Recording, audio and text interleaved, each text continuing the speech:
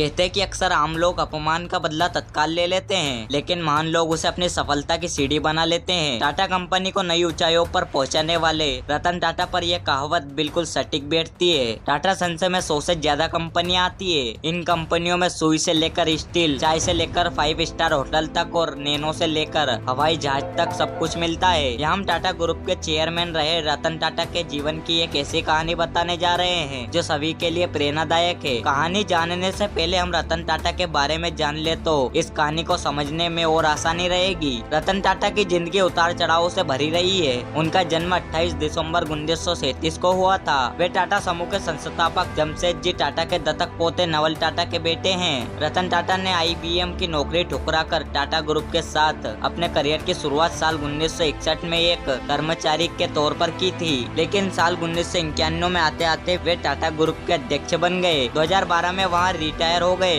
रतन टाटा ने अपने 21 साल के राज में कंपनी को शिखर पर पहुंचा दिया। कंपनी की वैल्यू 50 गुना बढ़ा दी। वो फैसले लेते गए और उन्हें सही साबित करते गए। ये बात है साल 1998 की, जब टाटा मोटर्स ने अपनी पहली पैसेंजर कार इंडिका बाजार में उतारी। दरअसल ये रतन टाटा का ड्रीम प्रोजेक्ट था और इसके लिए उन्होंने जी तोड़ मेहनत भी की, लेकिन इस कार को बाजार से उतना अच्छा रिस्पॉन्स नहीं मिल पाया जितना उन्होंने सोचा था। इस वजह से टाटा मोटर्स घाटे में जाने लगी। कंपनी से जुड़े लोगों ने घाटे को देखते हुए रतन टाटा को इसे बेचने का सुझाव दिया और ना चाहते हुए भी रतन टाटा को इस फैसले को स्वीकार करना पड़ा। इसके बाद वो अपनी कंपनी बेचने के लिए अमेरिका की कंपनी फोर्ड के पास गए। रतन टाटा और फोर्ड कंपनी के मालिक बिल फोर्ड की बैठक कई घंटों तक चली। इस दौरान बिल फोर्ड ने रतन टाटा के साथ अच्छा व्यवहार नहीं किया और कहा कि व्यापार के बारे में आपको जानकारी नहीं है, उसमें इतना पैसा क्यों लगा दिया, ये कंपनी खरीद कर हम आप पर एहसान कर रहे हैं। ये शब्द बिल फोर्ड के थे, लेकिन रतन टाटा के दिल और दिमाग पर छप गए।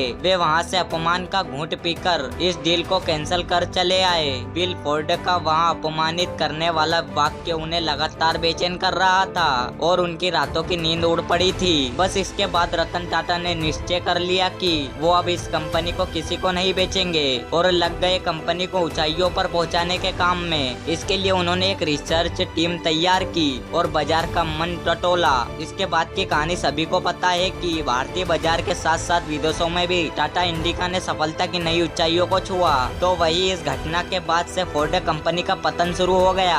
साल 2008 तक आते आते फोर्ड कंपनी दिवालिया होने के कगार पर पहुंच गई थी। मौके की नजाकत को समझते हुए रतन टाटा ने फोर्ड की लग्जरी कार लैंड रोवर और जेगुआर बनाने वाली कंपनी JLR को खरीदने का प्रस्ताव रखा, जिसको फोर्ड ने स्वीकार भी कर लिया। इसके बाद मीटिंग के लिए फोर्ड के अधिकारी भारत आए और बॉम्बे हाउस में मीटिंग फिक्स हुई। इसके बाद ये सौदा लगभग 2.3 अरब डॉलर में हुआ। तब बिल फोर्ड ने रतन टाटा से वही बात दोहराई जो उन्होंने रतन टाटा से कही थी, लेकिन इस बार थोड़ा बदलाव था। उस समय बिल फोर्ड के शब्द थे, आप हमारी कंपनी खरीद कर हम पर बहुत बड़ा एहसान कर रहे हैं। आज JLR टाटा ग्रुप का हिस्सा है और बाजार में बेहतर मुनाफे के साथ आगे बढ़ रहा है। रतन टाटा चाहते तो उसी समय बिल फोर्ड के साथ हुई मीटिंग में उनकी बात का जवाब दे देते, लेकिन कहा ना कि महान लोग अपनी सफलता से लोगों को जवाब दिया करते हैं। ऐसी वीडियो के लिए सब्सक्राइब जरूर करें। धन्यवाद।